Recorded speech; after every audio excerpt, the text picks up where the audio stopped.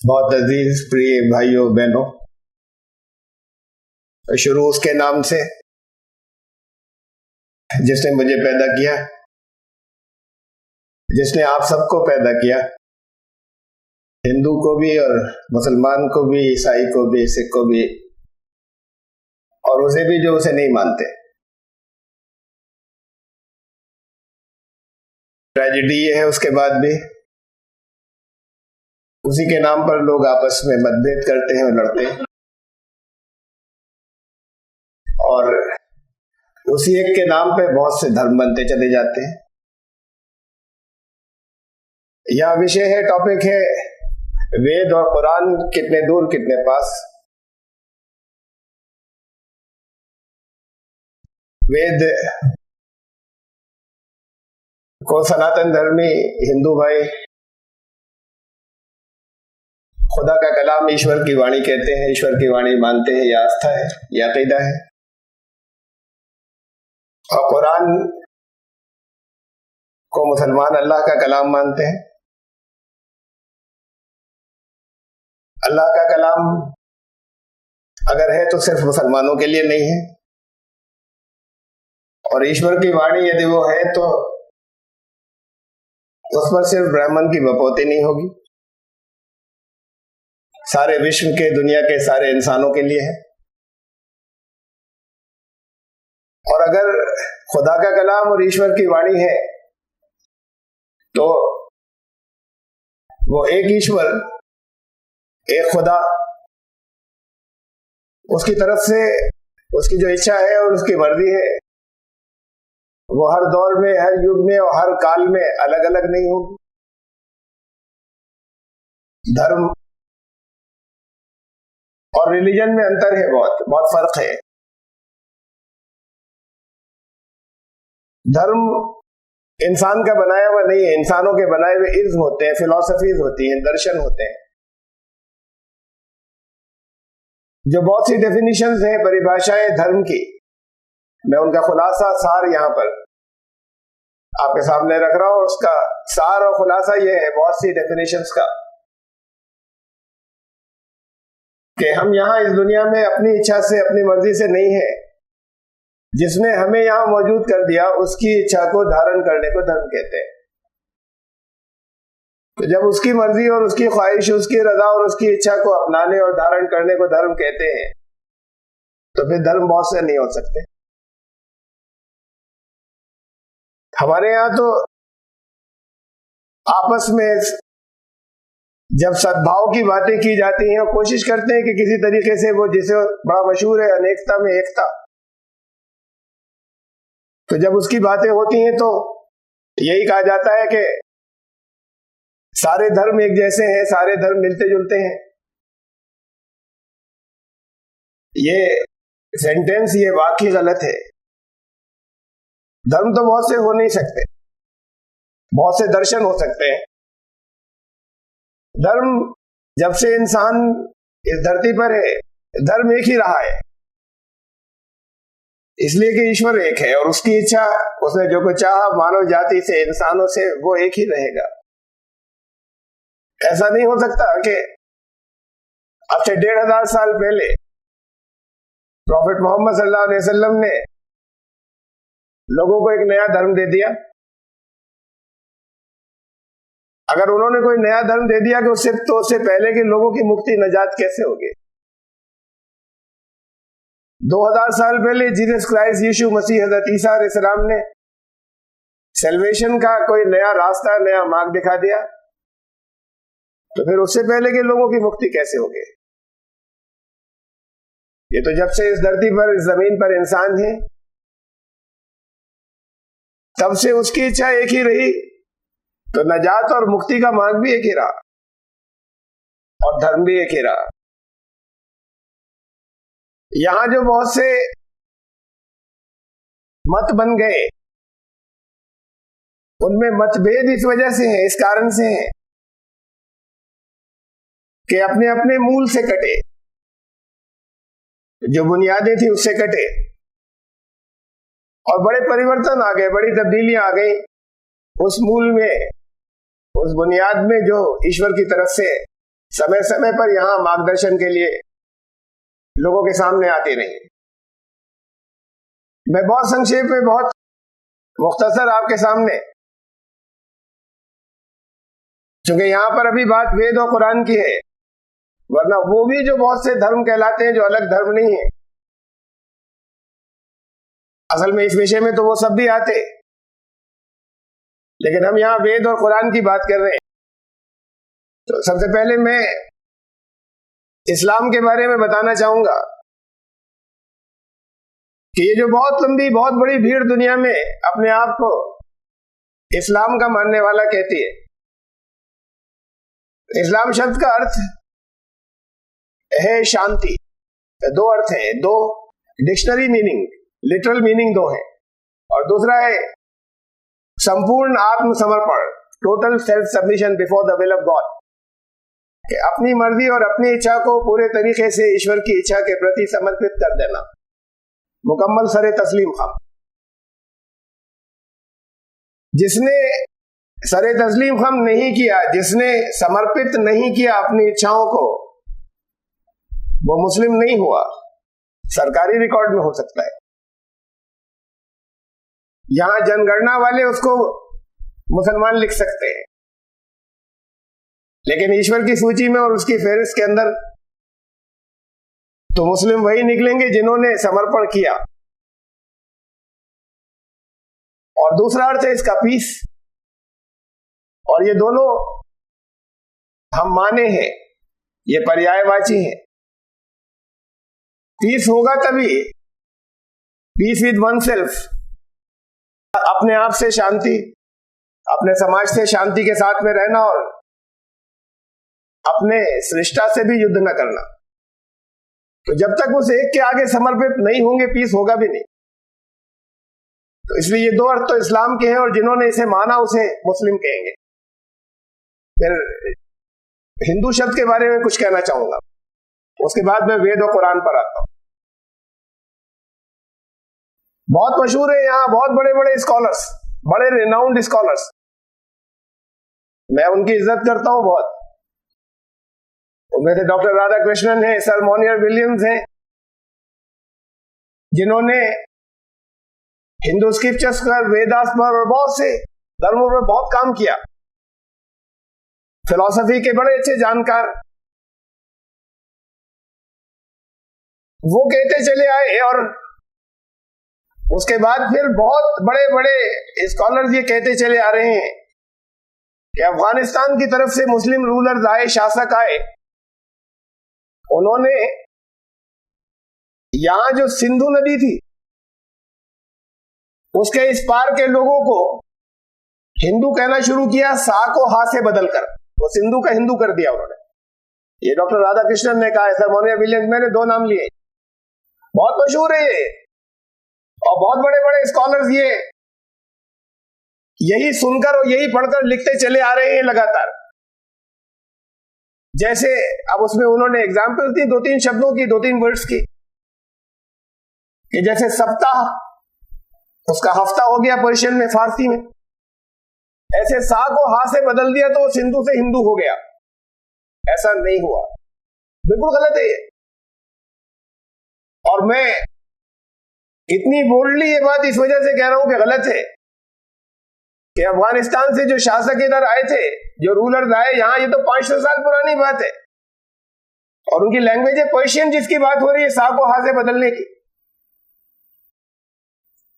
इन rulers से 1000 साल पहले अरब में जब प्रॉफिट मोहम्मद थे, वहां शब्द हिंद मौजूद था। उनके कथन जो हदीस कहलाते हैं उसके अंदर हिंद लफ्ज मौजूद है, एक जगह नहीं, बहुत है उन हदीसों के अंदर, उनके कथनों के अंदर। इस देश को वो हिंद कहते थे।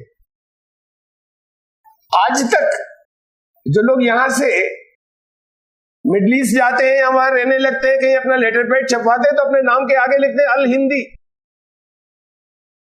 हिंद के रहने वाले। ये सा को हा से नहीं बदला गया था, ये पर्शियन की बात नहीं थी, तो अरेबिक लैंग्वेज में हिंद वर्ड मौजूद था। ये 1500 साल पहले की बात है। जब हिंदू कहलाने वालों की किसी एक भी पवित्र ग्रंथ के अंदर जब ये नाम हिंदू शब्द मौजूद नहीं था, तब वहां ये देश हिंद कहलाता था। और सा को हा से नहीं बदला उन्होंने। उनके यहाँ सिंध भी था, उनके यहाँ हिंद भी था जो बोला जाता था। ये तो रिकॉर्ड की चीजें है, उनकी किताबों में मौजूद है, हदीसों में मौजूद है। ये आज से 500 साल वालों के ऊपर इस बात को थोपा गया और इस बात को काल्पनिक रूप से मान लिया गया कि उन्होंने सा को हा से बदला था और वो उन्होंने सिंधु का हिंदू कर दिया था। अरब अपनी खूबसूरत औरतों के नाम हिंदा रखते थे। प्रॉफेट मोहम्मद सल्लल्लाहु अलैहि वसल्लम की हदीस है, यानी उनका कथन है कि हिंद से मुझे जन्नत की खुशबू आती है। बहुत सी हदीस है। हिंदुस्तान, यहां मुस्लिम सबसे पहले जब आए भारत में, साउथ इंडिया में मलाबार के साहिल पे वो कुछ बिजनेसमैन थे। ये करीब करीब उसी दौर की, उसी समय की बात है, उसी युग की जब पैगंबर हज़रत मोहम्मद सल्लल्लाहु अलैहि वसल्लम थे। तो उन्होंने यहाँ के लोगों को, जो वो हिंदू पहले कहते थे, हिंद तो जगह का नाम था, यहाँ के लोगों को हिंदी कहना शुरू किया उन्होंने। और वो हिंदी जब इन्हें कहते थे तो वो वही हिंदी शब्द जो है वो बात को हिंदू में बदला। और फिर एक बात और मैं यहां पर अपने भाइयों से कहना चाहता हूं, एक हिस्ट्री की एक खोई हुई बात है जिसे बुला दिया हमने। ये परिभाषा यहां पर, ये डेफिनेशन सबसे पहले यहां पर इन लोगों ने, ये जो अफगानिस्तान की तरफ से जो रूलर्स आए, इन्होंने सबसे पहले ये दी कि जो मुस्लिम नहीं है, जो क्रिश्चियन नहीं है, जो ज्यू या यहूदी नहीं है, वो हिंदू है। फिर वो ब्रिटिशर्स ने टेक ओवर की और हमारे कॉन्स्टिट्यूशन में तो कहीं हिंदू शब्द परिभाषित नहीं हुआ है किसी एक जगह भी, संविधान में, लेकिन बाय इन्फरेंस जगह जगह है कि इसका संबंध फेथ से या आस्था से जोड़ा गया, शब्द हिंदू का, या किसी जैसे धर्म के साथ में जोड़ा गया। और उसमें भी, वहां पर भी बाय इन्फरेंस ये बात आती है हमारे इंडियन कॉन्स्टिट्यूशन के अंदर के जो मुसलमान नहीं है, जो ईसाई नहीं है और जो यहूदी नहीं है, वो हिंदू है। मैंने आपके सामने रखी ये बात कि हिंदुस्तान के रहने वाले को हिंदू कहते थे। अभी कुछ दिन पहले जनाब मोहन भागवत साहब ने ये बात कही कि हिंदुस्तान में रहने वाला हर एक हिंदू है। मुसलमानों को बहुत बुरा लगा। इन जगह जगह से बड़ी प्रतिक्रिया हुई, बड़ा रिएक्शन आया, जब हमें हिंदू कह रहे हैं। अरे हिंदू जब शब्द वहां से आया, जब उन्होंने दिया और जब वाकई यहां पर रहने वाले को हिंदू कहते थे, तो हमें कहना ये चाहिए कि मोहन भागवत साहब ने बिल्कुल ठीक कहा, लेकिन इसे कॉन्स्टिट्यूशन में लाइए, इसे संविधान में लाइए। धर्म से जोड़ते रहेंगे आप तो फिर मुसलमानों को भी बुरा लगेगा, ईसाइयों को भी बुरा लगेगा। हम नहीं जुड़ना चाहते इसलिए कि ये धर्म नहीं है, मत है, उनका मत अलग है, इनका मत अलग है, तो ये हिंदू नहीं कहलाना चाहते। लेकिन इस परिभाषा को फिर संविधान में लाइए कि हर भारतवर्ष का रहने वाला हर एक हिंदू होगा, हर एक हिंदू है। परिभाषा ये है, किसी आस्था से, किसी अकीदे से, किसी मान्यता या फलसफे या धर्म से इसका कोई संबंध नहीं है। ये परिभाषा आ जाए तो फिर सारे भारतवासी हिंदू हैं, हिंदू होंगे, और यही सही परिभाषा थी। खैर, यहां धर्म के लिए जो शब्द बोला जाता था, यहां पर वो लोग जो आज हिंदू कहलाते हैं, उनके धर्म का असल नाम था सनातन धर्म। हिंदू धर्म नहीं था, हिंदू कभी धर्म नहीं था। फेथ के हिसाब से वो लोग जो बहुत से देवी देवताओं को पूजते हैं वो हिंदू हैं, वो लोग जो एक ईश्वर को मानते हैं वो भी हिंदू हैं, वो जो साकार उपासना करते हैं वो भी हिंदू हैं, वो जो निराकार उपासना करते हैं वो भी हिंदू हैं, और जो किसी ईश्वर को नहीं मानते, जो अपने आप को नास्तिक कहते हैं, वो भी हिंदू हैं। तो फिर किसी आस्था और फेथ से शब्द कैसे जुड़ा? धर्म का नाम था सनातन धर्म। मैंने अभी आपके सामने कहा था कि धर्म तो एक ही रहना चाहिए। देखिए, कुरान ने, मैं बात चुके विषय था वेद और कुरान, कुरान ने इसके लिए जो शब्द इस्तेमाल किया संस्कृत में सनातन के लिए, सनातन कहते हैं वो जो सदा से सीधा चला रहा हो।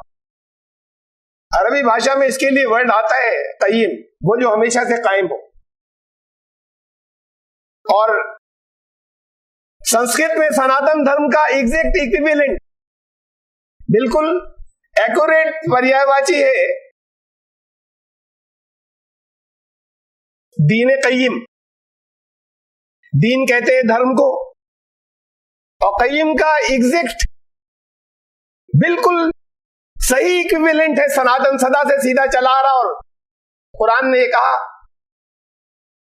कुरान ने कहा कि ये कुरान शरीफ की आयत है, ज़ालिका का दीनुल कय्यिम, ये इस्लाम दीन कय्यिम है। मैं अगर इसका हिंदी में या संस्कृत के अंदर ट्रांसलेशन करूं दीन कय्यिम का, तो इसके अंदर कोई खींचातानी नहीं है, ये इस्लाम सनातन धर्म है।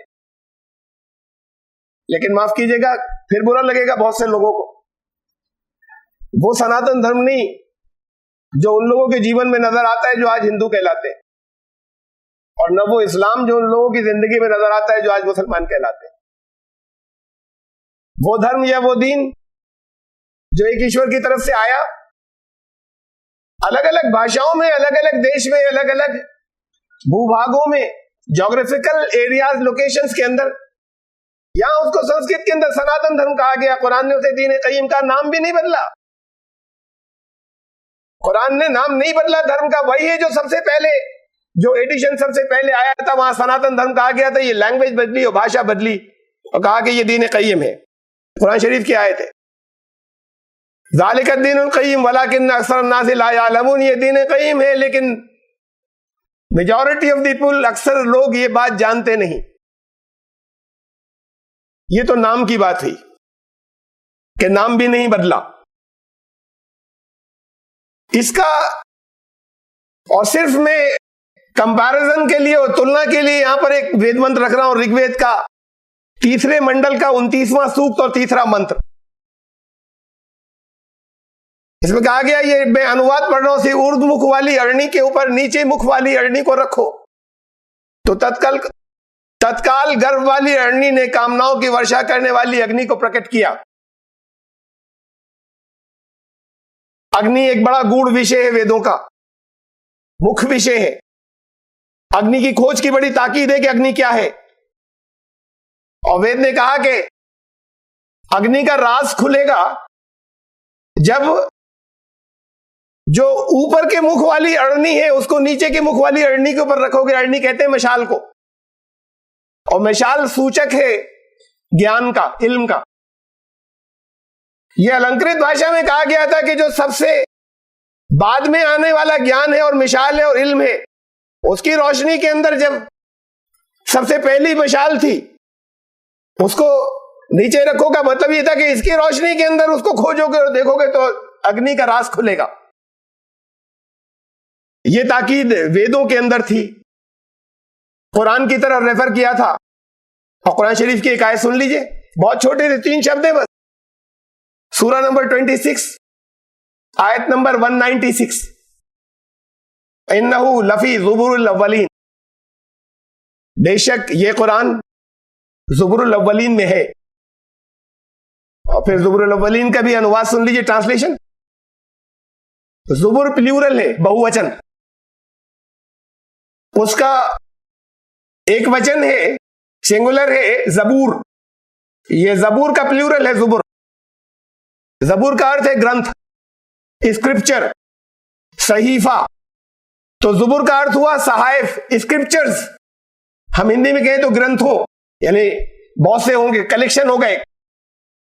और अव्वलीन के लिए यहां भारतवर्ष की भाषा में जो शब्द आता है वो है आदि। ये अब बिल्कुल मैं सही ट्रांसलेशन कर रहा हूं, बिल्कुल एक्यूरेट ट्रांसलेशन, कि ये कुरान आदि ग्रंथों में है। मुसलमानों ने कहा कि, मुसलमान उलमा ने कहा, मुस्लिम स्कॉलर्स ने कहा कि जब कुरान कह रहा है कि आदि ग्रंथों में ये कुरान है, तो आदि ग्रंथों में था, यानी इसी कुरान का विषय जो कुछ कुरान बता रहा है यही बातें, लेकिन वो आदि ग्रंथ अब दुनिया में है नहीं, उनका लोप हो गया।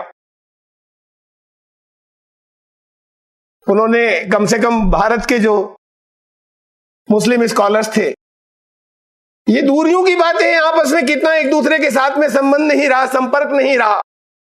कम से कम यहां रहने वाले तो ये बात उन्हें जानना चाहिए थी, अगर आपस में संपर्क और कांटेक्ट होता कि हमारे साथ इतनी बड़ी संख्या में, इतनी बड़ी तादाद के अंदर वो जो सनातन धर्मी भाई रहते हैं, वो अपने ग्रंथों को आदि ग्रंथ कहते हैं, यही नाम वो वेदों के लिए लेते चले आ रहे हैं। और कुरान ने कहा कि ये कुरान आदि ग्रंथों में है।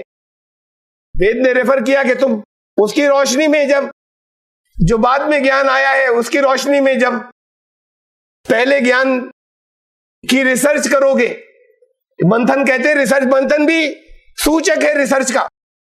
अलंकृत भाषा के अंदर जब रिसर्च करोगे तो फिर अग्नि का राज जाहिर होगा। वेदों का खुलासा, सार। देखिए, अभी मैंने नाम के बारे में खाली कहा था कि नाम धर्म का नहीं बदला, लैंग्वेज बदली खाली। धर्म का सार और खुलासा, वेदों का सार। हमने बहुत से सनातन धर्मी भाइयों से पूछा, कुरान शरीफ का खुलासा, सार उसे कलमा कहते हैं। कलमे को मान लो, पढ़ लो, उसके बाद सारी डिटेल ये सार आ गया, मान लिया तो मुस्लिम हो गए। वेदों का कोई सार बताइए। मैं हिंदू या मैं सनातन धर्मी में होना चाहूं तो कोई खुलासा बताइए, मैं इसे मान लूं, बाकी विस्तार बात को हम ढूंढते रहेंगे। लोगों ने कहा इसका कोई सार नहीं होता। कटे हुए भूले जब याद दिलाया जाता तो कहते हैं हाँ आप ठीक कह रहे हैं।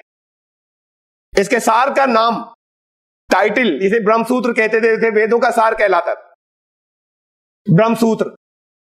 और कुरान का खुलासा, कुरान का खुलासा कलमे खुदा। ये टाइटल भी नहीं बदला, सार का, खुलासे का उन्वान भी नहीं बदला है। ब्रह्म कहते हैं एक निराकार परमेश्वर को, ब्रह्म कहते हैं एक निराकार परमेश्वर को, वन फॉर्मलेस गॉड। और सूत्र कहते हैं कलमा, यानी पॉइंट या बात, उसे सूत्र कहते हैं। तो ये भी, ये टाइटल भी नहीं बदला, सिर्फ लैंग्वेज बदली है, ब्रह्म सूत्र या कलमे खुदा। वेदों का सार, उसका टाइटल वही है।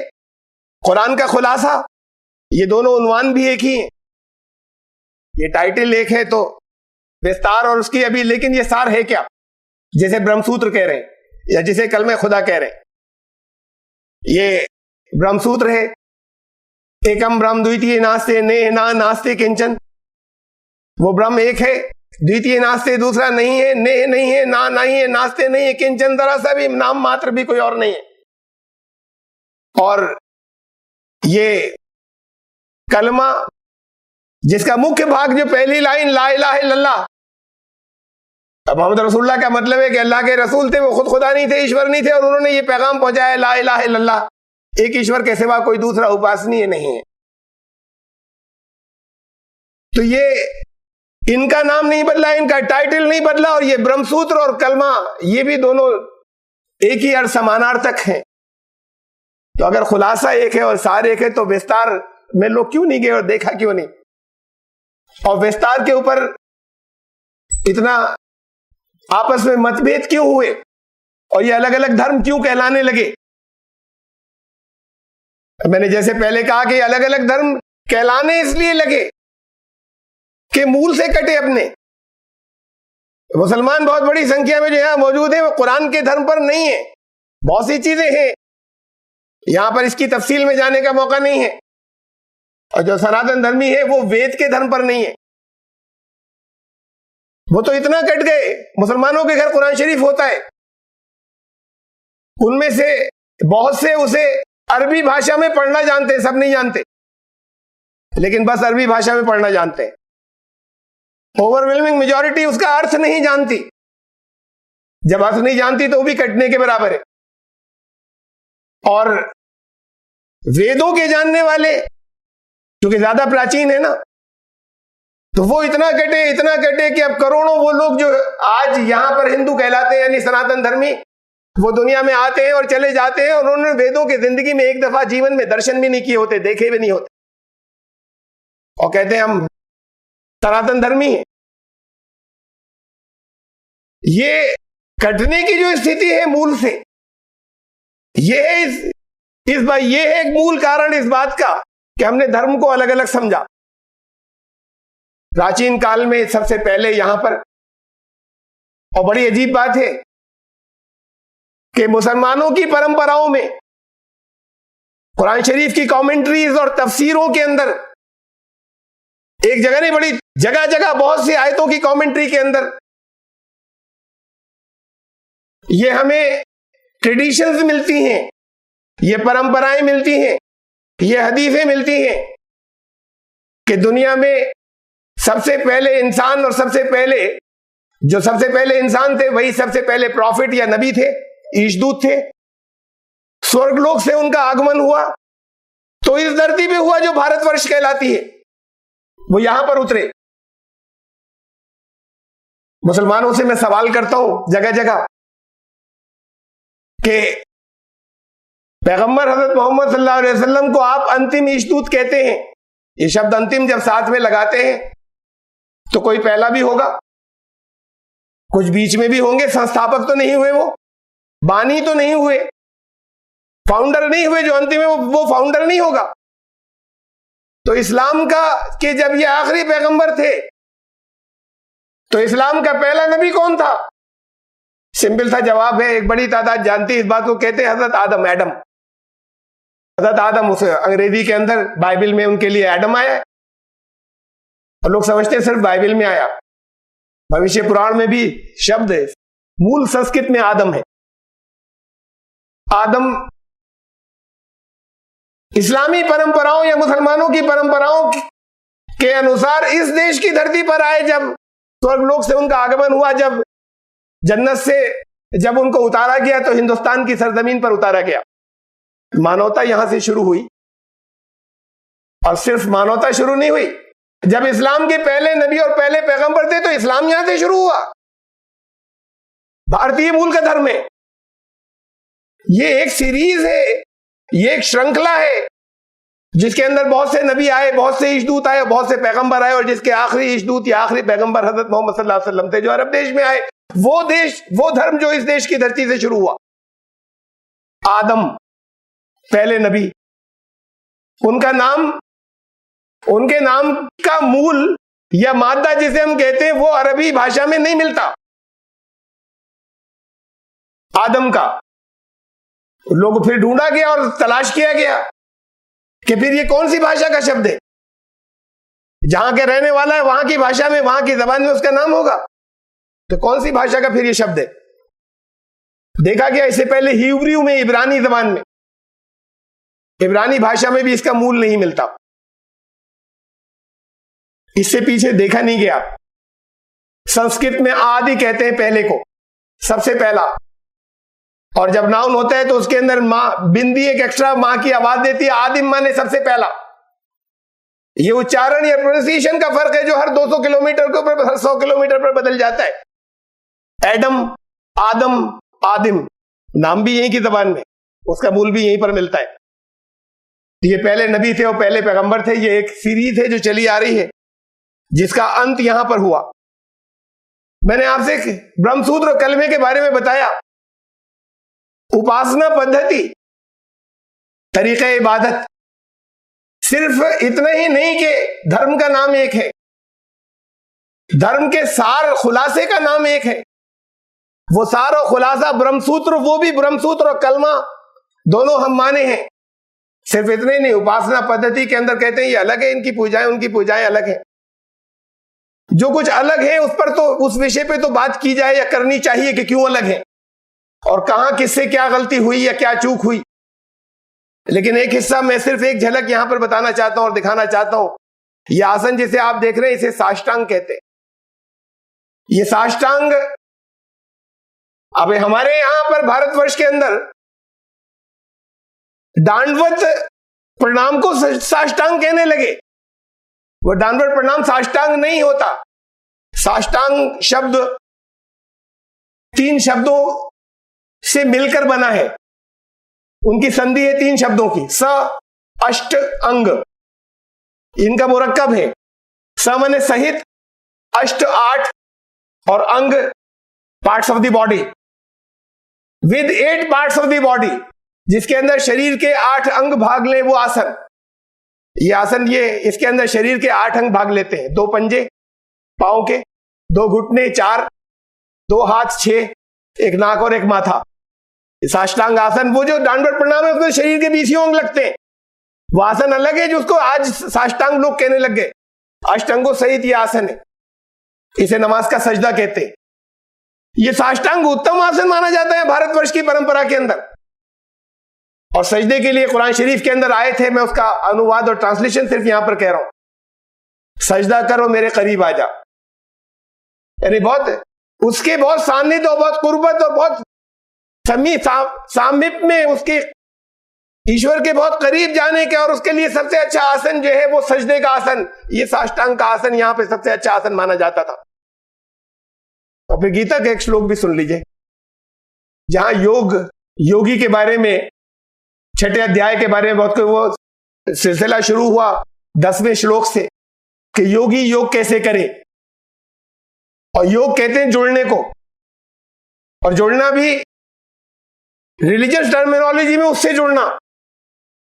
ये खाली कुछ एक्सरसाइजेस नहीं थी, कुछ योग गीता ने योगी के लिए कहा। और उस योगी युंजी सतत आत्मानंद यहां से शुरू होता है 10वें श्लोक से। उसमें 13वां श्लोक में संप्रेक्ष्य नासिकाग्रम स्वम दिशश्चा नवलोकयन, योगी ऐसा करे कि खुद अपनी नासिका के यानी अपनी नाक के अग्र भाग पर ध्यान केंद्रित करे, अपने नाक के अगले सिरे पर तवज्जो मरकूज करे। योगी को यह करना है। दिशश्चा नवलोकयन, ऐसे कि फिर किसी और सिमत तो किसी और दिशा में अवलोकन नहीं कर सके, नहीं देख सके। ये जो आसन है इसके अंदर अगर चाहे भी तो किसी और दिशा में नहीं देख सकता। 8 अंगों अष्टांगों सहित है, और अगर चाहे भी तो किसी और दिशा में नहीं देख सकता।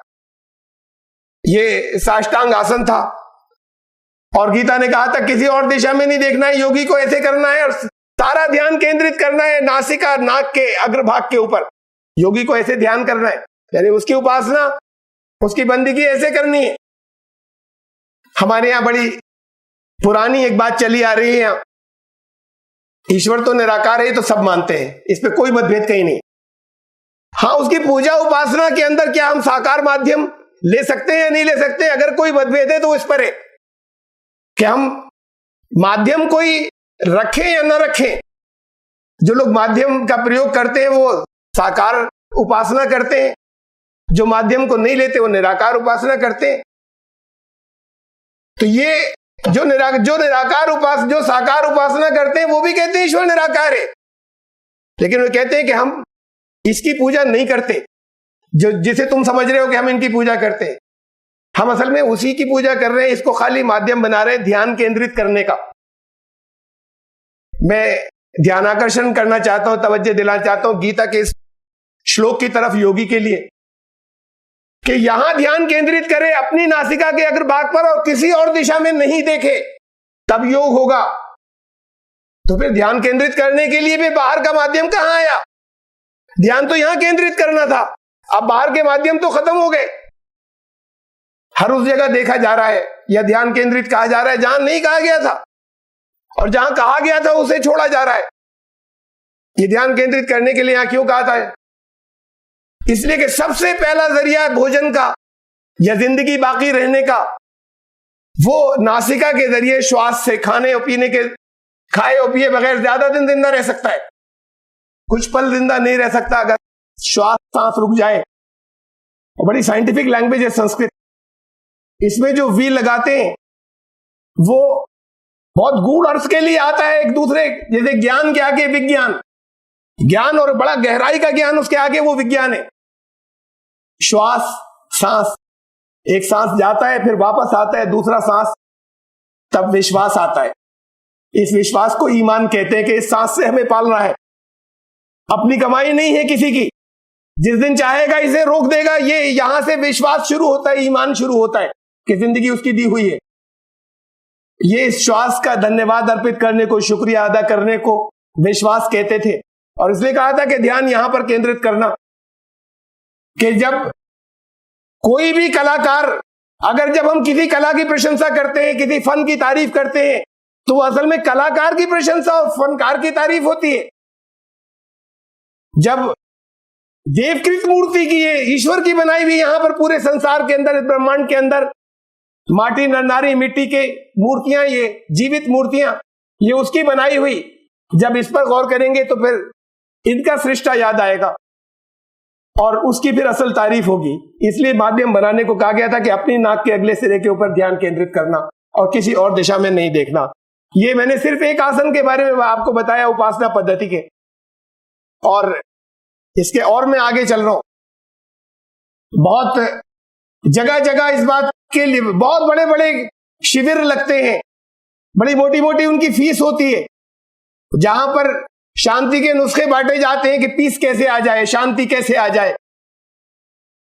यह शांति नाम है दो चीजों के गायब होने का, एक भय, शांति नाम है दो चीजों के खत्म हो जाने का, एक भय, एक शोक, एक खौफ और एक गम।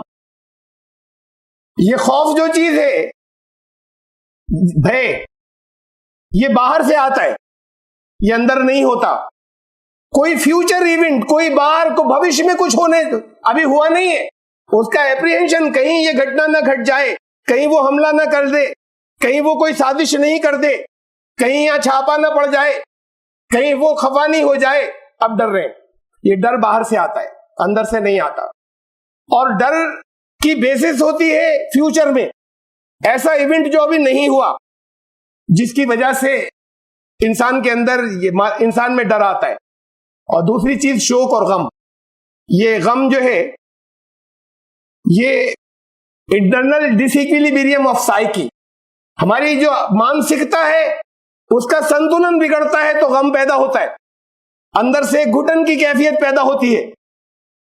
वहां से उसने तो जो कुछ बनाया था, हर चीज को बैलेंस में एक रखने के लिए कहा था, एक संतुलित रखने के लिए कहा था। जब ये संतुलन बिगड़ता है तो फिर ये गम पैदा होता है, शोक पैदा होता है।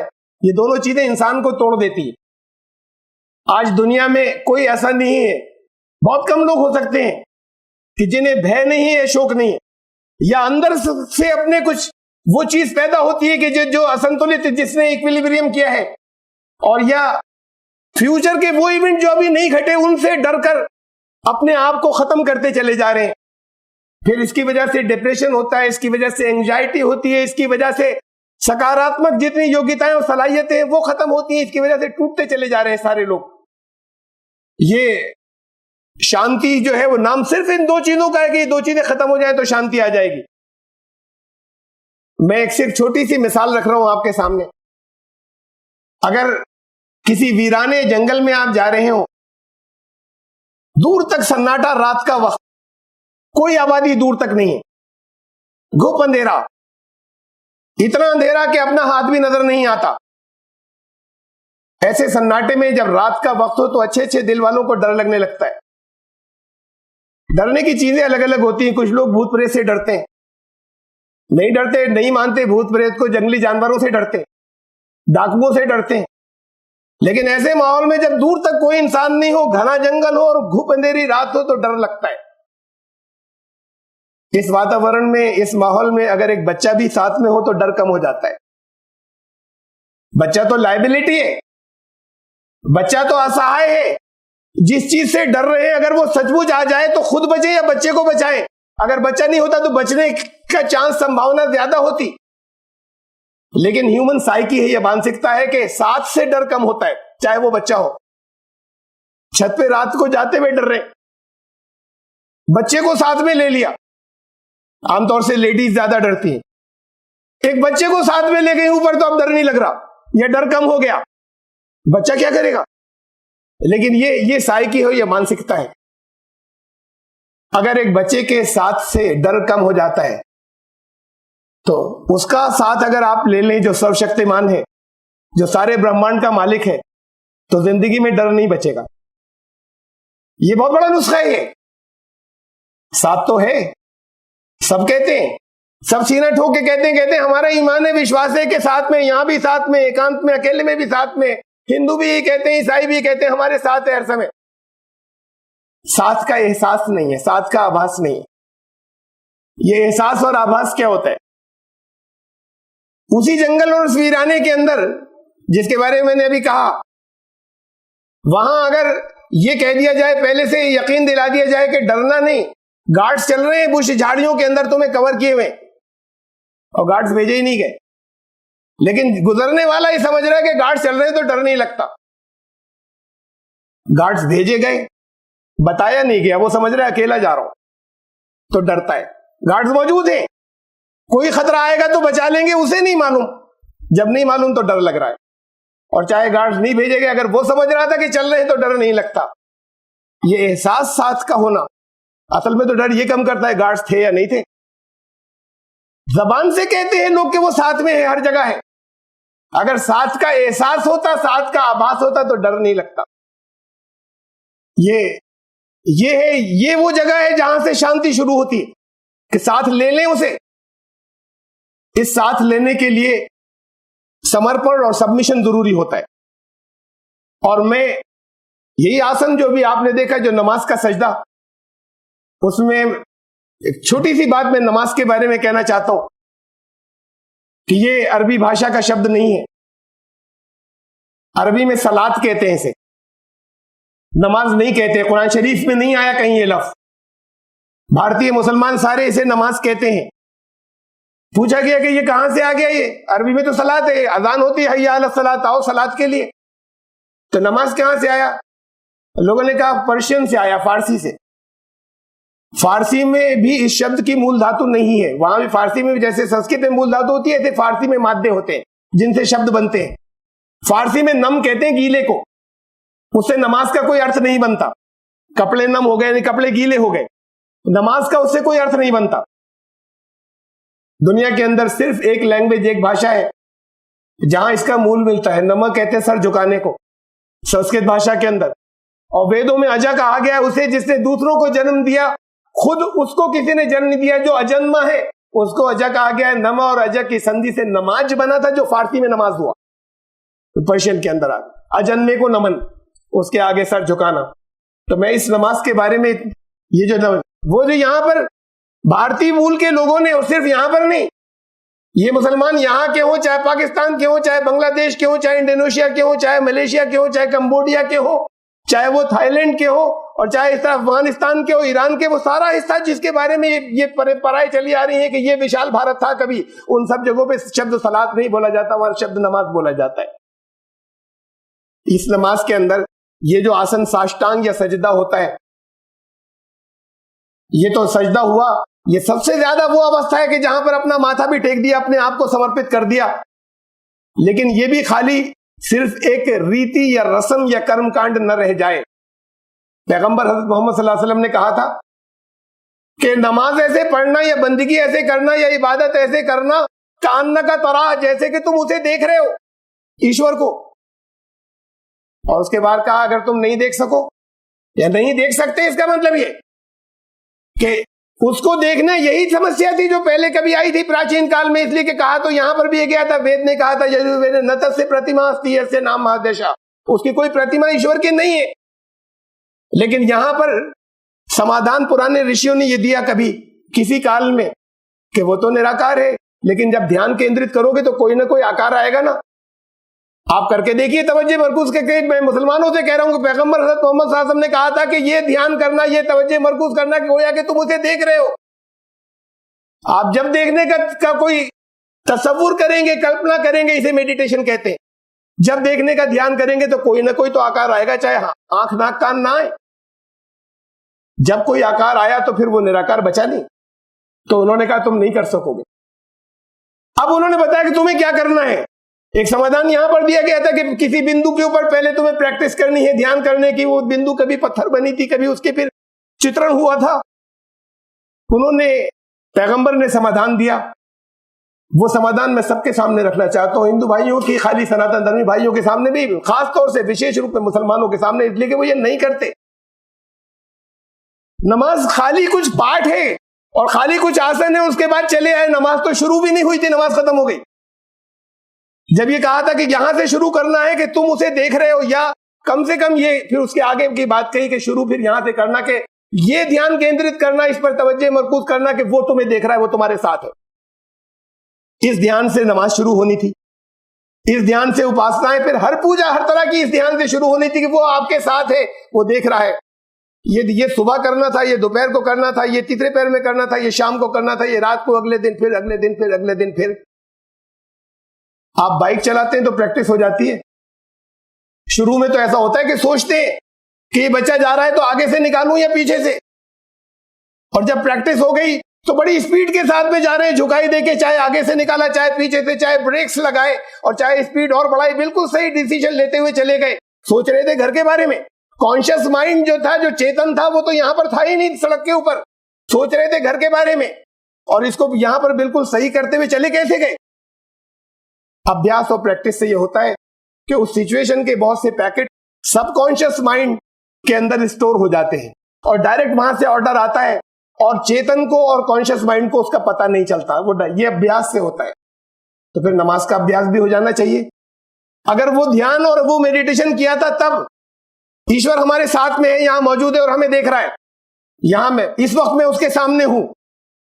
ये सुबह भी ध्यान किया था, ये दोपहर भी किया था, ये तीसरे पैर भी, ये दिन में 5 दफा फिर किया था, फिर किया था, फिर किया था। पैगंबर हज़रत मोहम्मद सल्लल्लाहु अलैहि वसल्लम ने कहा था 40 दिन में हो जाएगा ये अभ्यास। हदीस है उनकी कि 40 दिन किसी ने सही नमाजें पढ़ी तो ईमान कामिल हो जाएगा। यहां चिल्लों पर जाते हैं 40 दिन, क्या कितने दिन, बिल्कुल कहते हैं शुरू से आखिर तक नमाजें पढ़ी, ईमान कामिल नहीं होते। उनकी बात सच्ची थी तो कहीं कोई कमी है। ये तो नमाज तो शुरू भी नहीं हुई थी। हुजूरी का एहसास जब तक नहीं हुआ तो नमाज कहां शुरू हुई? इसके साथ शुरू नहीं थी, खत्म होनी थी। तो फिर उसके बाद जब वो प्रैक्टिस स्टोर हो जाए कि वो हमारे साथ है, यहां से गम, यहां से भय खत्म होता है, डर खत्म होता है, अब साथ का आभास आता है और एहसास आता है। मैं यहां सनातन धर्मी भाइयों से, मुसलमानों से कहता हूं नमाज ऐसे होगी, सनातन धर्मी भाइयों से कहता हूं रहने दीजिए नमाज को, आप ऐसे ध्यान करके देख लीजिए कुछ दिनों।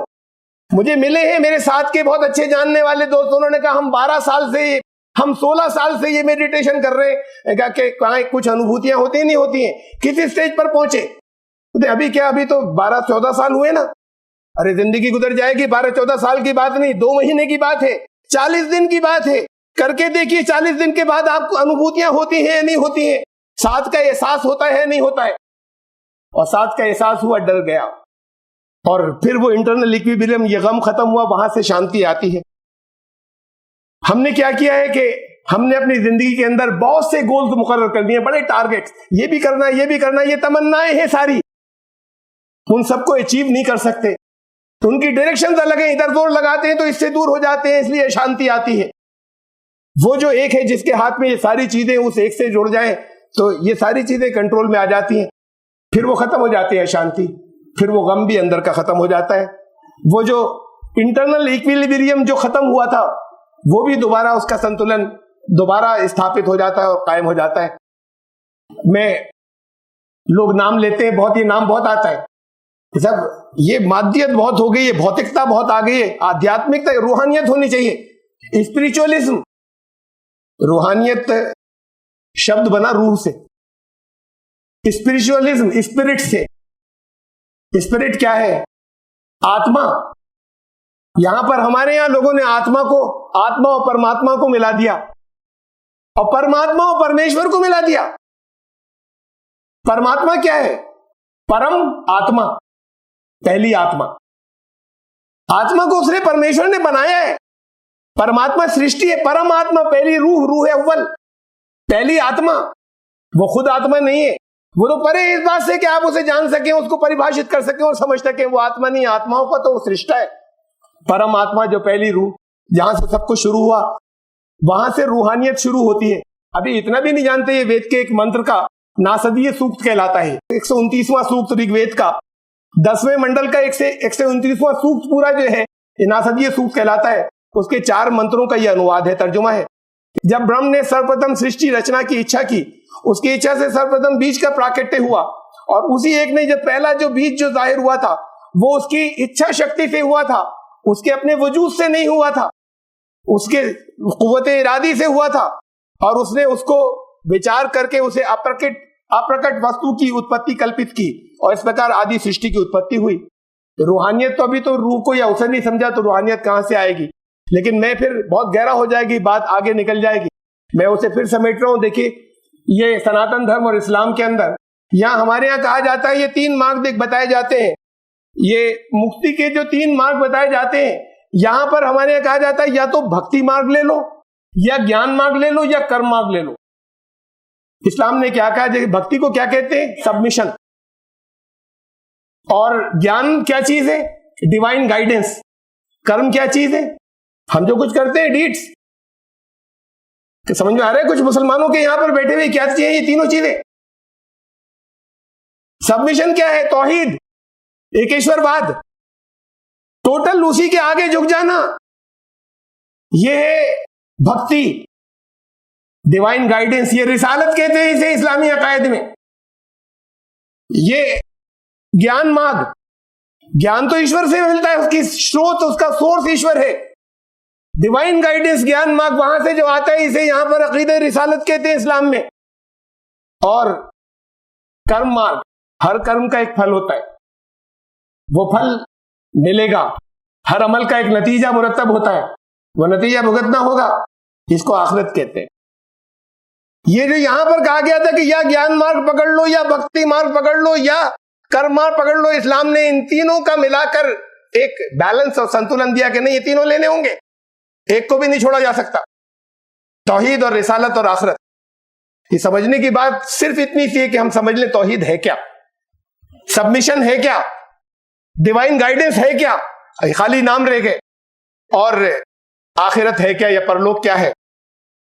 इसमें से यहां पर तो मैं सिर्फ एक छोटे सा हिस्सा, जैसे हम सबमिशन या तौहीद, वो जो झुक गए थे उसके आगे सबसे बड़ी बात है जहां सर झुका दिया था, माथा जमीन पर टेक दिया था। ये सबमिशन के अंदर किसके आगे टेका था? नाथ। ध्यान तो सारा यहां पर केंद्रित किया था। ये देवकृत मूर्ति जिसे उसने बनाया, उसके मंदिर के अंदर पूरा ब्रह्मांड एक मंदिर। कैसी कैसी बातें थी यहां पे कहा गया शास्त्रों के अंदर के पूरा ब्रह्मांड एक मंदिर है, और हदीस के अंदर कहा गया जुड़िलत लिया तो मस्जिद व तहूरा, सारी जमीन को मेरे लिए पाक करके मस्जिद बना दिया गया। तो इसके अंदर ये जो देवकृत मूर्तियां हैं खुदा की बनाई हुई, यहां कहा था ध्यान इसके ऊपर केंद्रित करना है और इसके जरिए फिर उसे याद किया जाएगा। तो फिर बाकी सबसे कट गए, और इस कटने की अवस्था की नमाज की नियत थी। इन्नी वजह तो वजह लिल्लज़ी फ़तरा समावाति वल अर्ज़ हनीफ़ा व मा अना मिनल मुशरिकीन, ये नमाज की असली नियत थी।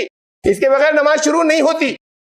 हमारे यहाँ बहुत से लोगों को नमाज नियत सिखाई जाती है, नमाज शुरू कैसे करें? नियत करती हूं या करता हूं 2 रकात नमाज की, फजर की फर्ज, और क्या पीछे इमाम के मस्जिद में कोई मर्द अगर कर रहा है मुंह मेरा तरफ काबे शरीफ के, ये नियत की जाती है। ये नियत कहीं नहीं सिखाई गई, ये तो आपके दिल में है, दिल में है तो नियत हो गई। आप जब 2 रकात, जब आप फजर की नमाज को जा रहे हैं तो कोई 4 रकात पढ़ने नहीं जा रहा, आपको मालूम है 2 रकात पढ़ने जा रहे हैं, आपको मालूम है कि काबे की तरफ मुंह है, ये तो नियत थी। असली नियत जो बताई गई थी वो ये थी, मैं उसका तर्जुमा कर रहा हूं इन्नी वजह। तो इस वक्त मैंने अपने आप को सबसे काट लिया और सबसे काटकर उसकी तरफ कंसंट्रेट कर दिया। हनीफा जो आसमानों और जमीन को वजूद में लाने वाला है, अस्तित्व देने वाला है, वमा अना मिनल मुशरिकीन, और मैं मुशरिक या शिरक करने वालों, साजी बनाने वालों में से नहीं हूंगा और नहीं होंगी का इस जगह मतलब यह था कि अब इस नमाज में कोई और नहीं आएगा। यहां पर मुशरिक नहीं कि मैं मुशरिक नहीं होंगी का मतलब यह था। आपकी नमाजों में सब सारे विचार आते हैं हर तरह के, तो नमाज का शिरक हो जाता है। नमाज कहां हुई? इसलिए कि सबसे कटे नहीं थे, उस एक से जुड़े नहीं थे, ये वो मेडिटेशन नहीं हुआ था। नमाज की नियत तो ये थी जब तक सबसे कट ना जाए, जब तक उस एक के ऊपर ध्यान केंद्रित नहीं कर ले, अभी तो नियत भी नहीं हुई, नमाज कहां से शुरू होगी? नमाज शुरू भी होती है और खत्म भी हो जाती है। ये सबमिशन था, भक्ति थी, यहां से तौहीद शुरू होती है, वही एक, बस उसके हम डायरेक्ट कांटेक्ट और सीधा संबंध। इसको जगह जगह वेदों के अंदर कहा गया था। ये वेदों के कुछ मंत्र हैं जो मैं आपके सामने रख रहा हूं। स एश एक विदे का एव, वो ईश्वर एक है और सचमुच वही अकेला एक है। अथर्ववेद का मंत्र है, 13वां कांड और सूक्त नंबर 4 और मंत्र नंबर 12। सिर्फ वही है कि अकेला, एकमात्र एक तो सिर्फ वही है। कुल हुवल्लाहु अहद, कह दो कि वो क्या करते हैं। आप तर्जुमा ये करते हैं ना, यहाँ तो बहुत से मुसलमान बैठे हुए और बहुत से वो भी हैं, इसका तो ट्रांसलेशन बहुत से जानते होंगे, अभी बता देंगे, कह देंगे कह दो वो एक है। अहद का ट्रांसलेशन एक नहीं होता, माफ कीजिएगा, वाहिद कहते हैं अरबी में एक को। यहां कहा गया अहद, कह दो वो अहद, वो ट्रांसलेशन करते हैं कह दो वो एक है। ये मोबाइल मेरे हाथ में एक है, लेकिन ये इस जैसे दुनिया में बहुत से हैं। ये वो एक जैसा कोई दूसरा नहीं हो, उसे कहते हैं अहद। वरना इस एक को कहते हैं वाहिद। ये वाहिद मोबाइल है मेरे हाथ में, अहद नहीं है। वो ऐसा है कि जिस जैसा कोई दूसरा नहीं है, वो ऐसा एक है। ये कहा था इसने वेद के, इस मंत्र ने, अथर्ववेद के, कि सिर्फ वही एक है जो एक हो सकता है, बाकी सारी चीजें जो एक कहला रही हैं वो एक नहीं है। और जब एक है तो सिर्फ स्तुति भी उसी की होगी। यह एक जो एक है, इत्तमुष्टु ही, फिर स्तुति भी उसी की होगी जो एक है। ये ऋग्वेद का मंत्र, ऋग्वेद का मंडल नंबर 6 और सूक्त नंबर 45 और मंत्र नंबर 16, जो एक है स्तुति भी उसी की होगी, उसी की होगी, उसके सिवा किसी और की नहीं होगी। मां चिदन यद विशंसत, उसके सिवा किसी अन्य की मत करना। यह भी ऋग्वेद का मंत्र है कि उसके अतिरिक्त किसी और की नहीं करना। ये सारे रास्ते बंद कर दिए थे। ये है सबमिशन और ये है तौहीद और ये थी भक्ति, कि उसके अलावा फिर किसी के नहीं रहे। और ये फिर वेद ने कहा था कि अलग अलग नाम लेते हैं ना लोग, ये उसी एक के नाम है, ये गुणों के नाम है उसके। एकम सद्विप्रा बहुधा वदंती, वो एक है। विद्वानों ने गुणों के आधार के ऊपर, उसके सिफात की बुनियाद पर उसको अलग अलग नामों से पुकारा है। कुरान ने कहा अय्यम्मा तदू फलहुल अस्माउल हुस्ना, जिस नाम से दिल चाहे पुकारना। ये नहीं कि सिर्फ यही नाम, एक कोई पर्टिकुलर नाम उसका है। जितने अच्छे सिफाती नाम है, जितने अच्छे गुणों के, वो तो उसकी चरम सीमा, उसके सबसे पीक और इंतहा के ऊपर, वो तो उसी का सिफाती नाम है। सब अच्छे अच्छे सारे सिफाती नाम जो है वो उसी के हैं। तो ये मैं सिर्फ एक आखिरी बात इतनी और यहां पर रखना चाहता हूं। ये जो दूरियां हैं इसके अंदर अभी तो समझा नहीं गया कि एक श्रृंखला है और एक सीरीज है, जिसका पहला एडिशन वेद था और जिसका आखिरी एडिशन कुरान था। उस एक ही धर्म के ये ग्रंथ थे और दरमियान में बीच में भी उसी एक धर्म के ग्रंथ थे। मैं जो बहुत सी गलतफहमियां दूरियों से आई, उन गलतफहमियों के अंदर बहुत सी दूर करने की सिर्फ एक गलतफहमी का मैं सिर्फ यहां पर और जिक्र करना चाहता हूं खत्म करने से पहले। काफिर किसे कहते हैं? काफिर कहते हैं कि जो मुसलमान कहते हैं जो मुसलमान के घर पैदा नहीं हुआ, या और आगे बढ़ जाते हैं तो कहते हैं कि हाँ जो कलमा जो नहीं, अगर मुसलमान के घर पैदा नहीं हुआ कलमा पढ़ ले वो फिर काफिर नहीं बचा। अरबी जबान के अंदर काफिर के 3 अर्थ हैं। इन तीनों अर्थों में, इन तीनों मानों में ये शब्द कुरान शरीफ में आया है। तीनों मानों में बहुत सी आयत ऐसी हैं जहां पर इन तीनों मानों के अंदर एक ही आयत के अंदर आया है। पहले माने, पहले मीनिंग है इनकार करने वाला। किस चीज का इनकार करने वाला? जैसे ही शब्द इनकार आता है तो फौरन सवाल होता है किस बात का इनकार? आप यहां पर बैठे हुए, मैं आपसे कहूं कि ये भाई आप पीछे बैठे हुए, आगे की सीट खाली, आगे आ जाइए, आप बैठे रहे, आप नहीं आते, या तो आप मना कर दें मैं नहीं आऊंगा। मना नहीं किया फिर भी नहीं आते तो मैं ये कह सकता हूं नहीं मान रहे, इनकार कर रहे हैं। मैंने आपसे कहा ही नहीं कि आप यहां आगे आ जाइए, और मैं दूसरों से कहने लगूं ये मान नहीं रहे, इनकार कर रहे हैं। इनकार कैसे कर देंगे जब तक मैंने कहा नहीं? जब तक कोई सकारात्मक बात नहीं हो, जब तक कोई पॉजिटिव बात नहीं हो, जब तक कुछ करने को कहा नहीं जाए, उस वक्त तक इनकार हो ही नहीं सकता।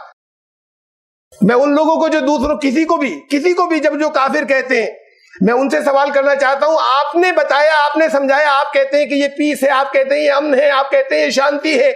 अभी तो साबित नहीं किया कि शांति है या नहीं है, बहुत कुछ उसके विरुद्ध साबित होता चला जा रहा है। लेकिन अगर ये मानते हैं कि ये नजात का, आपने बताया या नहीं बताया, उसके बाद कोई नहीं माने, फिर उसके बाद कहने का कोई अगर राइट बनता है तो बात होगी। उससे पहले कहने का हक नहीं है, अधिकार नहीं है कि नहीं मानते। ये तो पहले अर्थ है। दूसरा अर्थ छिपाने वाला। छुपाता कौन है? जिसके पास कुछ होता है। अगर आपका दावा मुसलमानों का यह है कि नजात का रास्ता आपके पास है, अगर आपका दावा यह है कि बहुत कीमती चीज आपके पास है, जो ईमान है या नजात है या कुरान है, तो जिसके पास कुछ होगा वही तो छुपाएगा। वो जिन्होंने वेदों को दुनिया से छुपाया वो काफिर थे। वो जिन्होंने हजरत ईसा अलैहिस्सलाम को इकलौता बेटा कहा और उसके अंदर, इंजीलों के अंदर नहीं है, और उन बातों को छुपाया जो उसके अंदर कही गई है, वो काफिर थे। और वो जो कुरान को रोके हुए हैं और कहीं पहुंचाते नहीं और बताते नहीं, खुद भी नहीं जानते, दूसरों को भी नहीं पहुंचाते, रखकर बैठ गए, छिपाने वाले कौन हुए? वो काफिर हुए या नहीं हुए, इसका फैसला खुद कीजिएगा। काफिर, दूसरों को काफिर कहने वाले तीसरे माने नाशुक्री करने वाला, अनग्रेटफुल, अकृतज्ञ। नाशुक्री कौन करेगा? जिसके पास नेमत होगी वही नाशुक्री करेगा, जिसके पास नहीं होगी वो क्या करेगा? जिसके पास, जब आपके दावा यह है कि नेमत हमारे पास है, तो नाशुक्रे कौन होंगे, अकृतज्ञ कौन होंगे? 3 अर्थों में से 2 उन लोगों के ऊपर आ रहे हैं लौटकर जो दूसरों को काफिर कहते हैं। और जो पहला है, वहां पर हो सकता है कि कुछ लोग वो जो इनकार करने वाले हो, लेकिन जो हक नहीं है, राइट नहीं है, अधिकार नहीं, जब तक उनको बता ना दे और समझा नहीं दे उस वक्त तक कहने का अधिकार नहीं। मैं तो स्पिरिट की या रूह की बात कर रहा हूं, मैं फतवे की बात नहीं कर रहा। मुफ्ती साहब को तो हुक्म और आदेश है कि जाहिर पर फैसला करो, लेकिन स्पिरिट और रूह की बात तो यह कि जिसने इनकार तो जब करेगा जब आप कह देंगे। आपने कहा नहीं तो आप किसी को कैसे कहेंगे? और नाशुक्री करने वाले कौन और छुपाने वाले कौन? और देखिए, कुरान शरीफ में ये लफ्ज ईमान वालों के लिए भी इस्तेमाल हुआ। ये मैं सनातन धर्मी भाइयों से कहना चाहता हूं। शब्द का मतलब है इनकार करने वाला। फमन यकफुर बित्तागूत व युमिन बिल्लाह, जो शैतान का काफिर बना और अल्लाह का आस्तिक बन गया, उसने बहुत मजबूत सहारा थाम लिया, तो शैतान का काफिर बना। तो ये काफिर तो एक ऐसा है कि एक गुण है, एक बुरा गुण और एक अच्छा गुण, नहीं मानने वाला या नाशुक्री करने वाला। और फिर एक बात इस शब्द के सिलसिले में, सबसे पहली आयत है ये जहां पर कुरान शरीफ में ये लफ्ज आया, सबसे पहली, इससे पहले ये लफ्ज नहीं आया। सूरा नंबर 2 आयत नंबर 6, इन्नल्लज़ीना कफरू सवाउन अलैहिम अनज़रतहुम अम लम तुनज़िरहुम ला युमिनून। या होंगे बहुत से जानने वाले, ट्रांसलेशन लिखा हुआ है जो कहेंगे बिल्कुल सही ट्रांसलेशन है, सब जगह ये लिखा हुआ है, गौर कर लीजिएगा जरा सा। बेशक वो लोग जिन्होंने कुफ्र अपना लिया, वो जो काफिर हो गए, उनके लिए बराबर है, चाहे उनको तुम वार्निंग दो या नहीं दो, वो ईमान नहीं लाएंगे। फिर पढ़ लीजिए या फिर सुन लीजिए, और जो जानते हैं वो तो जानते हैं कि यही है ट्रांसलेशन सब जगह जो आप पढ़ते हैं, कि जिन लोगों ने कुफ्र अपना लिया या जो काफिर हो गए, उनको वार्निंग दो या नहीं दो, वो ईमान नहीं लाएंगे। क्या जब ये आयत नाजिल हुई तब से लेके आज तक कोई ईमान नहीं लाया? करोड़ों अरबों लोग ला चुके। कुरान की बात गलत है? अगर नहीं है, और तर्जुमा ट्रांसलेशन भी हर लफ्ज का यही है, तो फिर कोई लफ्ज ऐसा है जिसका मतलब आपने नहीं समझा है। आज भी ला रहे हैं लोग, तब से लेके आज तक अरबों लोग ईमान ला चुके, और कुरान ये कह रहा है कि जिन लोगों ने कुफ्र अपना लिया वो ईमान नहीं लाएंगे, चाहे तुम वार्निंग दो या नहीं दो, और रोज लाते रहते हैं ईमान लोग। तो इसमें कोई लफ्ज ऐसा है जिसका मतलब नहीं समझा था आपने। इन जो आप मतलब समझते हैं उसके साथ में हो तो फिर बात गलत है कुरान की, फिर अल्लाह का कलाम नहीं रहेगा ये। इसमें लफ्ज कुफ्र या काफिर का मतलब नहीं समझा था। कुरान की जबान में काफिर कहते हैं उसे जिसको खूब अच्छे तरीके से, सही तरीके से, लॉजिक के साथ में, सही दलीलों के साथ में, तर्क के साथ में, सबूतों के साथ में समझा दिया जाए, बता दिया जाए, और उसके बाद फिर किसी हालत में वो किसी सच्चाई को मानने के लिए तैयार नहीं, तो कि ये इनकार कर रहा है। अब सुनिए तर्जुमा। अगर काफिर का मतलब ऐसा है कि वो कि जिनको बस खूब समझा दिया जाए लेकिन वो मान ही नहीं सकते, ऐसे लोग, बेशक जिन लोगों ने ऐसा कुफ्र किया, ऐसा इनकार किया कि उनको डराना और नहीं डराना बराबर हो जाए, वो ईमान नहीं लाएंगे। ये इसका मतलब है इस लफ्ज, इस शब्द का, इस मतलब इस लफ्ज का। तो ये जो यहां पर हमारे यहां ये मतभेद है इस शब्द के ऊपर। एक जगह, और मैंने कई जगह ये बात बहुत सी जगहों पे कही, उदयपुर की बात है। हमारे बहुत पुराने मित्र, बहुत अच्छे मित्र हमारे, संस्कृत महाविद्यालय के प्राचार्य थे, प्रधानाचार्य डॉक्टर राजेंद्र प्रसाद मेरे साथ में थे। एक स्टेज, 2 लोगों के 2 वहां पर मेन स्पीकर थे, मेरी तकरीर थी और डॉक्टर साहब की थी, डॉक्टर राजेंद्र प्रसाद की। उसके बाद कुछ क्वेश्चन आंसर्स थे। ये सवाल एक आया वहां पर, किसी सनातन धर्मी भाई ने मुझसे प्रश्न किया कि ये बताइए काफिर किसे कहते हैं। मैं जवाब देने वाला था, डॉक्टर साहब ने मुझसे कहा तारिक भाई जवाब मैं दूंगा। जब उन्होंने कहा तो मैंने माइक उनके पास में कर दिया, बैठे थे, कि आप दे दीजिए। उन्होंने खुद कहा था, तो उन्होंने कहा, उस दिन मैंने पहले दिन इसे नोट किया था, फिर उनसे दोबारा पूछकर, अस्य परलोके दिष्टिया मति तस्य सह आस्तिकः। ये निरुक्त की सूक्ति है, ये भी उन्होंने बताया था। अस्य परलोके दृष्टिया मति तस्य सह आस्तिका, जो परलोक के अंदर और भाग्य के अंदर बुद्धि और विवेक से विश्वास नहीं रखे, जो आखिरत और तकदीर में अक्ल और बुद्धि और विवेक के साथ में विश्वास नहीं रखे, ईमान नहीं रखे, ईमान रखता है, तस्य सह आस्तिका, वो है जो ईमान वाला है, आस्तिक है। और यस्य परलोके अस्य परलोके न दृष्टिया मति तस्य सह नास्तिका, और जो ऐसा नहीं करे वो नास्तिक है, वो काफिर है। मैं तो जो मैंने इतनी देर तक समझाया, मैं ये समझाता वहां पर जो आपके सामने कहा था कि काफिर किसे कहते हैं, नाशुक्रे को भी कहते हैं, छुपाने वाले को भी कहते हैं। मैं ये कहता वहां पर उन्होंने 2 लफ्जों के अंदर बात खत्म कर दी थी कि जो इन चीजों पे जो विश्वास नहीं रखता वो नास्तिक है, वो काफिर है, और जो इन चीजों में जो इसमें विश्वास रखता है परलोक के अंदर और भाग के अंदर, वो आस्तिक है।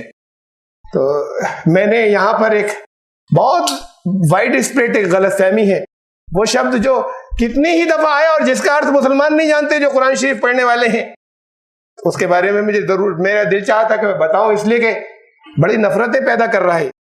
अरे खुद अपना कुफ्र कर रहे हैं आप अपनी जिंदगी के अंदर, दूसरों को काफिर कहते हैं। अपना कुफ्र खत्म करें और फिर मोहब्बत से समझाएं। कैसे समझाएंगे? उस अमल के जरिए नहीं समझा सकते जो चल रहा है चारों तरफ, जिसकी वजह से और नफरतें बढ़ गई। उन्होंने तो देखा है सिर्फ आपको, आप बताते हैं कि ये कहा है कुरान ने, ये शांति की बातें हैं, जिंदगी में नजर नहीं आती कि जो बातें शांति की होती हैं। असल बात यह है कि, और फिर एक बात और आपको यही बताया गया ना, मैं फिर मुसलमानों से कह रहा हूं, तौहीद को मान लीजिए एक ईश्वर, थोड़ी सी उसकी तफसीलात है। आखिरत को मान लीजिए परलोक के अंदर हमेशा का जीवन होगा, और रिसालत को मान लीजिए कि सारे रसूल सच्चे थे, अल्लाह की तरफ से आए थे, ईश्वर की तरफ से, मोहम्मद सल्लल्लाहु अलैहि वसल्लम अंतिम ईशदूत थे। और फिर अच्छे कर्म करिए, कुछ बचा, सब बातें पूरी हो गई ना। तौहीद, रिसालत, आखिरत और अच्छे अमाल, इसकी कुछ तफसीलात, इसकी थोड़ी सी तफसीलात के साथ में अगर इसको समझाया जाए, तौहीद, रिसालत, इसके बाद कुछ नहीं बच रहा। अगर कुछ नहीं बच रहा तो ये बातें 50 आयतों में आ जाती। बताइए दुनिया में कोई है जो कहे कि नहीं इसके बाद तो बहुत कुछ अभी बाकी है, इतने पे नहीं होगी निजात? तो जब ये काफी है तो फिर कुरान शरीफ में 6000 से ज्यादा आयतें क्यों हैं? वहां तो एक लफ्ज भी एक्स्ट्रा नहीं है जरूरत से, ये तो 50 आयतों में आ जाती है बात तौहीद, रिसालत, आखिरत और अच्छे अमल की। ये 6000 से ज्यादा क्यों है? और हर एक आपकी जरूरत की है। 6000 से ज्यादा आयतों के अंदर अल्लाह ने इन बातों को साबित किया है, सबूत दिए हैं, तौहीद को साबित किया है। ये नहीं कहा मान लो, मानना पड़ेगा। यहां पे कोई बड़ा सम्राट हो, बड़ा रूलर हो, उसके सामने उसका कोई दास और गुलाम अगर डिस्प्यूट करे कि आप ऐसा आदेश दे रहे हैं, ठीक भी है या गलत है, तो गर्दन उड़ा देगा। तो ये राइट अगर कोई हक था तो उसको था, जो सम्राटों का सम्राट, शहंशाहों का शहंशाह, कि अगर तुमने नहीं माना तो मैं नरक में, जहन्नम में जला दूंगा। बस दावा कर दिया। अल्लाह ने दावा नहीं किया, जो कुछ कहा उसे साबित किया। तौहीद को कुरान में, पूरा कुरान भरा पड़ा है, सबूत दिए हैं, और वो सबूत इसी दुनिया से, महसूसात की दुनिया से, जिन्हें हम फील कर सकते हैं। जगह जगह वो सबूत उन चीजों के दिए हैं जिन्हें आप जानते हैं। आखिरत के सबूत दिए, भरा पड़ा है कुरान शरीफ। तुम रोज जिंदगी में से मौत निकलते हुए, मौत में से जिंदगी निकलते हुए देखते हो, मानते क्यों नहीं?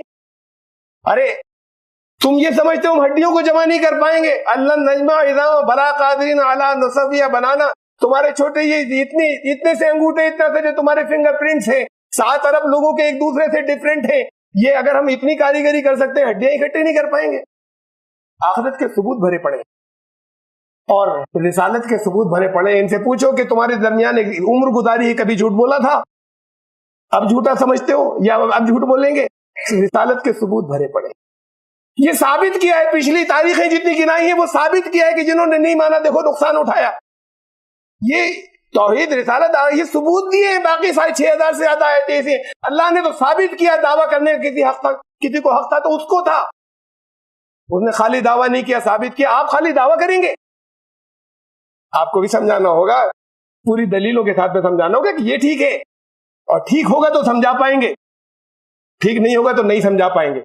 बहुत सी बातें ऐसी हो सकती हैं कि जो आप मानते हो और जाके अटक जाते हो अंधविश्वास के ऊपर, नहीं इसे तो ऐसे ही मान लो, हम ईमान की बात है, ये साबित नहीं की जाएगी, तो फिर वहां पे भी वो लोग भी कहेंगे ये आस्था की बात है, साबित नहीं की जाएगी, इसे हम ऐसी मानते हैं। ये फेथ की बात है, साबित नहीं की जाएगी, ऐसी मानते हैं। धर्म वो है जो साबित कर सके, जो समझ में आ सके, वो फिद्दीन फितरत है, जो नेचुरल है। तो फिर वो कहीं ऐसी चीजें नहीं हो, फिर उन्हें बताइए मोहब्बत से, वाकई साबित कीजिए और साबित कर सके, अड़े नहीं। अंधविश्वास नहीं कि सिर्फ यही ठीक है, चूंकि हम मुसलमान के घर पैदा हुए, हमने कुरान पढ़ा है और ये अल्लाह का कलाम है इसलिए ठीक है। तो अब अगर आप ईमानदारी के साथ में सही तरीके से समझा सकेंगे तो कौन अपना नुकसान चाहेगा और कौन अपना फायदा नहीं चाहेगा। फिर कोई इनकार करे तो कहिएगा इनकार कर दिया, उससे पहले कहने की गुंजाइश नहीं है। ये कुछ बातें थी, मौजू विषय बहुत बड़ा है, मेरी बहुत सी बुक्स हैं, बहुत सी किताबें हैं, समानार्थक एक जैसे मानो कि कुरान शरीफ की आयत और वेद के मंत्रों की। बड़ा लंबी बात है, लेकिन कुछ यहाँ पर ये सिर्फ इंट्रोडक्टरी, कुछ शुरू में तारुफी कुछ बातें थी जो मैंने आपके सामने रखी। मुझे उम्मीद है कि आप तक कुछ किसी हद तक मैं पहुंचता कहूँगा, आपको कुछ बातें पहुंचा सकूंगा। इसे विचार कीजिए। और फिर एक बात कुरान ने कही और वही बात वेद ने भी कही थी, मैं अपनी बात उस पर खत्म कर रहा हूं। वेद ने कहा था जहां ऋग्वेद खत्म हो रहा है उसका अंत इसी पर हुआ। अंतिम सूक्त है, उसे संगठन सूक्त भी कहते हैं। तो उसमें तो कुल 3 मंत्र हैं, उसमें से एक मंत्र यह है 10वें मंडल का सूक्त नंबर 191, समानो मंत्र समिति समानी समानम मनः सह चित्त में शाम। आओ हम सब की मति एक हो, हम सब का रास्ता एक हो, हम सब समान मंत्र पर एकत्रित हो। समान मंत्र को जानते क्या? समान मंत्र को कुरान ने क्या कहा है? कलिमा सवा। अरबी के अंदर ये बिल्कुल उसका इक्विवेलेंट है, समान मंत्र कलिमा सवा। कुरान ने कहा, अब कुरान की आयत सुनिए, कुल या अहलल किताब ताअलू इला कलिमतिन सवाइन बैनना व बैनकुम अल्ला नाबुद इल्लल्लाह वला नुशरिका बिही शैया। हिस्सा पढ़ा मैंने आयत का। कह दो कि हे पूर्व ग्रंथ वालों, ए पिछली किताबों वालों, आओ हम तुम संधि कर लें, आओ हम तुम इकट्ठा हो जाएं उस पर जो हमारे तुम्हारे बीच समान है, कल में सवा, जो हमारे तुम्हारे, आओ समान मंत्र पर एकत्रित हो जाएं। कुरान ने उसे डिफाइन भी किया आगे, और वो ये है कि हम एक के सिवा किसी दूसरे के बंदे नहीं बनेंगे और उसका किसी को साजी नहीं ठहराएंगे। ये कुरान ने वहां पर इसे एक्सप्लेन भी कर दिया और पूरे वेद में इसकी पूरी तफसील भरी पड़ी है। उस जगह पर एक्सप्लेन नहीं किया है, बाकी सारे वेद में इसकी तफसील भरी पड़ी है। मैं यहाँ पर यह आह्वान करता हूँ सनातन धर्मी भाइयों से कि आइए बैठें, ज्ञान के आधार पर बैठकर बातचीत करें, वेद को लेकर बैठें, कुरान को लेकर बैठें, जो सच्चाई हो उस सच्चाई पर एकत्रित हो, जो हमारी गलतियां हो उसे हम छोड़ें, जो आपकी गलतियां हो उसे आप छोड़ें, इसलिए कि एक दिन इस जीवन का अंत हो जाएगा। एक दिन हमारे आस्थाओं, हमारे कर्मों के बारे में हमसे सिर्फ पूछा ही नहीं जाएगा, उसका फल भी मिलेगा, वो परलोक जिसका वेदों में जिक्र भरा पड़ा है। आइए बैठें और उसके आधार पर बातचीत करें। यह आह्वान कुरान ने भी किया और ये वेद ने भी किया, और इसकी ही कुछ हल्की सी झलक मैंने यहाँ पर आपके सामने रखी थी। आपने इतनी देर तक मेरी बातें बहुत गौर से सुनी, बहुत बहुत शुक्रिया, बहुत बहुत धन्यवाद।